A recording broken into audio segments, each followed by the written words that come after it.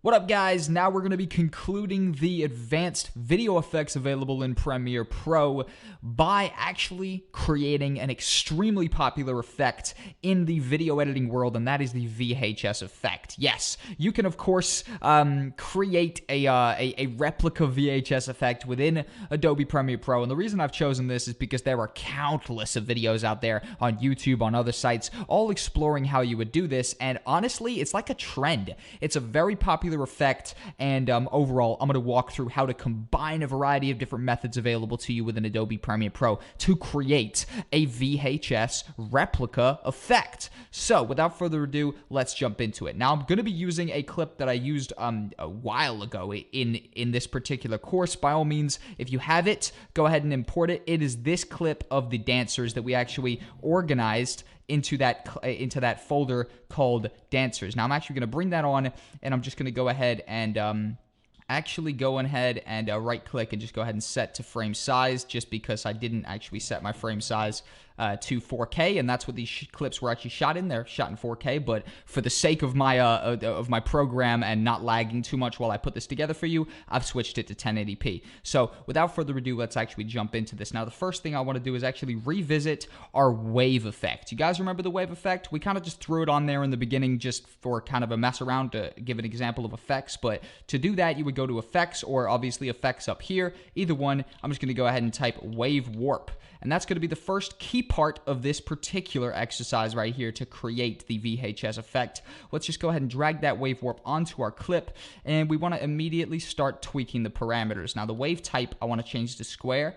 The wave height I want to change to about 25. The wave width, this might sound like a huge contrast, but I want to change that to 1000. And then the direction I want to change to minus 0.01. And the actual, how come that didn't work? Minus 0.01. Give it enter on that. Okay, well, maybe we could try minus 0.05.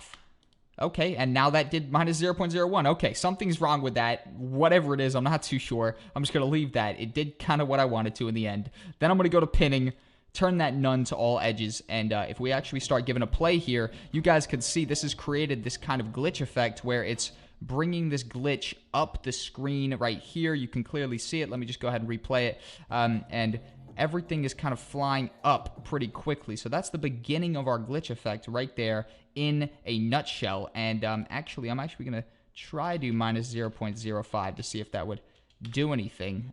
No, but it's not.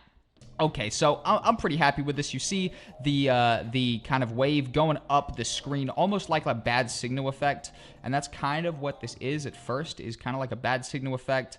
And we've got this performer there from Halloween, and overall that is how we would go about creating the actual general wave that would be making its way up the screen. In fact, we could even maybe go to the wave height and maybe type that as 20. Go ahead and give this a play. Overall, either way, it's looking nice. I'm just going to undo that to do 25. But now what we want to do is actually type in noise to our effects. And that's the next piece that we want to drag on. We want to go down to noise and grain and go ahead and just drag that regular noise over, throw it on, and change the parameters to 20%. So that's going to be 20% noise. And right now, we're obviously in a quarter quality, so we can watch this quicker. So it looks absolutely terrifying, but I assure you it's not going to look that bad. And in fact, it's going to be adding an extremely nice complement to our clip when we actually go ahead and render this in the end of the video, so we can see what the final video is looking like. But I'm actually just going to go ahead and give this another play real quick just to have a look at how it's looking. It's looking nice. We see this main wave making its way up the screen, while this noise is obviously filling in, making it not look the greatest quality in the world. Definitely doing nice. Now, next up, what does a VHS effect have? That's right. It always has the date in the top right-hand corner of our screen. So let's actually just go ahead and go to graphics and just drag in a basic title. Go ahead and drag that throughout the remainder of the entire shot. Go ahead and press T to obviously get to our text tool. And let's go ahead and just put in a random date. So for me, when I'm actually recording this, it is the 17th or the 4th of the 17th of the 18th. And I'm actually just going to input that quickly. Go to find a nice font that I want to throw it in on. Honestly, it does not really matter what font you're actually using, but I just want to kind of grab a decent one. There you go. There's Gotham. I don't mind Gotham. And now we actually just have some standard text. Now what I want to do is highlight that and change the fill to black. So this is actually just a black piece of text.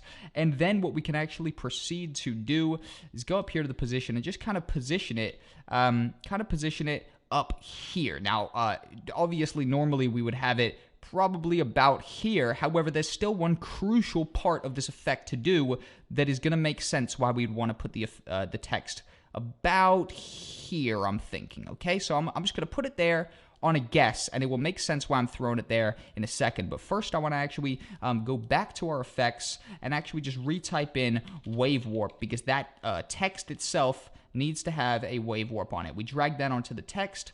We come down here and actually just go ahead and repeat that process where the wave type, I'm actually going to leave that on sign. The wave height, I'm going to obviously leave on 10. The wave width, I'm going to leave that to about 1000 again. The direction minus 0.01 again. That for some reason goes to 0 right off the bat. Pinning, I'm going to set to all edges. And overall, if we give this a play, that is now doing its thing, kind of. In fact, the wave height, I still might set to 25.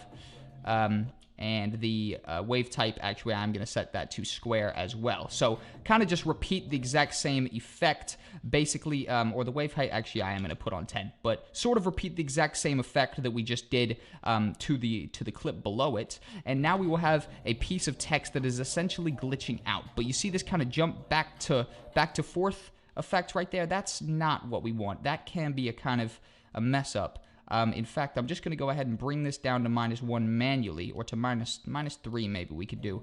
And, see, that's still doing this weird 0.1, or minus 0.1 actually. Boom. If I do minus 0.1, it's still doing a bit of a glitch like that, so I might just go ahead and change that wave type to sine.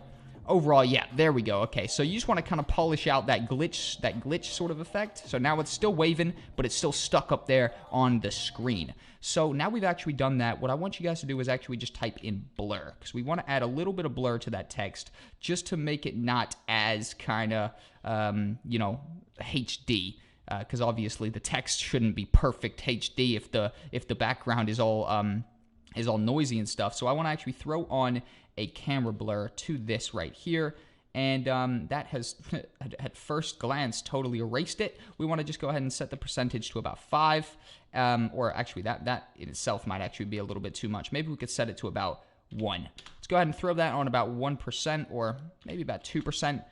Yep, just so we get a little bit of blur like that, where it's looking kind of nice, so it's not as in focus as, as it was a second ago. And now we want to do the most crucial part to this effect that really brings in the VHS kind of look to it, and that is to go up here to File, and then to actually go to New, and then to Color Matte. And if we click Color Matte, it will obviously tell us to input the standard video settings that this particular sequence has. Press OK, and just select a black color matte. Okay, now if we have actually created that, if we go over here, that will be right here. We can actually click and drag that to cover the entire image. And the reason I want to do that is because this is going to be how we're going to fake the black bars that a VHS would normally have on the side, simply because the resolution hadn't actually leveled up to a high quality resolution yet. So if we go ahead and tweak the position right now, so we can click position, and let's actually just start tweaking this guy on the left to bring this over to actually create the look of a kind of border on the side where originally the frame would be cut. And then we hold Alt on our clip and drag up to duplicate that, and then just go ahead and drag that over to the other side to again create, by the way, set your one on the right to 540, because I just noticed that there's a slight line under there. So 540 is gonna tie that in right there. Then go back to this guy up here, and oops, wrong stuff, and just start tweaking this so we can actually create a fake border on the side of the screen, where obviously this would be a fake VHS border. And now if we actually go back to this text, we can just go ahead and go back to position, just kind of reposition this text up here a little bit, And now, if we actually just go ahead and set an out point at about 5 seconds, because trust me, this is going to be a very effect-heavy thing to render right now, we can actually go ahead and give this a pre-render, and I'm actually going to have to cut to when the pre-render is done probably to see how long this actually takes, because I think it's going to take a few minutes just to render this 5-second preview. But once our pre-render comes back, guys, I'm going to show you exactly what this is looking like, and overall we would have achieved the VHS fake replica effect within the advanced effects section in this Adobe Premiere Pro Masterclass. So I'm going to wait this 1 minute 30 seconds till this is done pre-rendering, and we're going to come back and take a look at this. And that on screen right now, guys, is our replica VHS effect. Overall, very, very cool with this wave coming up the top of it. Obviously, it's super noisy over here. If we go ahead and just play it back from here, this is looking very, very cool. And overall, we have just succeeded in actually faking and recreating a replica VHS effect using the advanced video editing effects and the advanced video editing section within our Adobe Premiere Pro Masterclass. And I'm very happy with this. I hope you guys have worked through this with me as well if you still have this clip from earlier. If not, it's a very cool thing just to watch over the process of actually, watching this being created. And overall, guys, without further ado, we are going to be moving on with the lectures.